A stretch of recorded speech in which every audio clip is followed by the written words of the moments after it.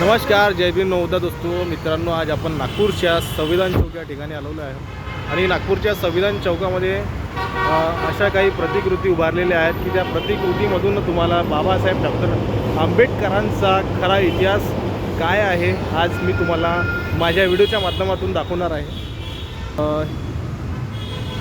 हा आपला संविधान चौक आहे आणि संविधान चौकाच्या मधोमध एक स्तंभ बनलेला आहे. त्या स्तंभामध्ये भारतीय संविधानाचं एक स्तूप उभारलेला आहे, प्रतिकृती उभारलेली आहे. आणि त्यानंतर आतमध्ये आल्यानंतर बाबासाहेब डॉक्टर आंबेडकर इथे 14 ऑक्टोंबर 1956ला जेव्हा नागपूरच्या दीक्षाभूमीवर धम्मदीक्षा घेतात तेव्हाची हे छायाचित्र प्रतिकृती या संविधान चौकामध्ये उभारलेली आहे. आणि वर बघू शकता इथे बाबासाहेब डॉक्टर आंबेडकरांचा हा भव्य देव पुतळा आकर्षणाचा केंद्र आहे.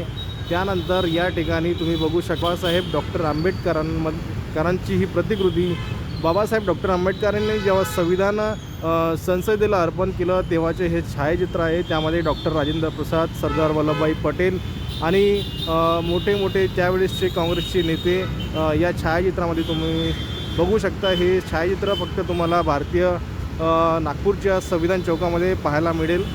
आणि त्यानंतर ही जी प्रतिकृती तुम्ही बघत आहात या प्रतिकृतीमध्ये तुम्ही बघू शकता की बाबासाहेब डॉक्टर आंबेडकरांनी आपल्याला पिण्याच्या पाण्यासाठी जो संघर्ष केला, आपल्याला उच्च जातीच्या लोकांकडून जी उपासना झेलावं लागत असे, जी त्रास आपल्याला झेलावं लागत असे, त्या आपल्याला पाणी पिण्याचासुद्धा अधिकार नव्हता. त्यासाठीसुद्धा बाबासाहेबांनी आपल्याला पाणी पिण्याचा अधिकार या आंदोलनाच्या माध्यमातून कशा प्रकारे आपल्याला मिळवून दिला हे या छायाचित्रातून तुम्ही बघू शकता.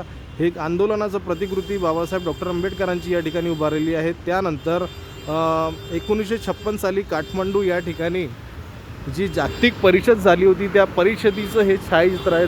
मित्रांनो, तुम्ही बघू शकता की या छायाचित्रामध्ये नेपाळच्या जे काठमांडू आहे त्या ठिकाणचे राजा इथे बसलेले आहे. त्यानंतर बाबासाहेब डॉक्टर आंबेडकर इथे भाषण देत आहे.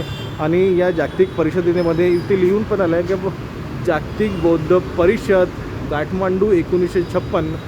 आणि हे 1956 मित्रांनो तेच वर्ष आहे ज्या वर्षी बाबासाहेब डॉक्टर आंबेडकरांचं ध्यान झाले होतं, ते आपल्याला सोडून गेले होते.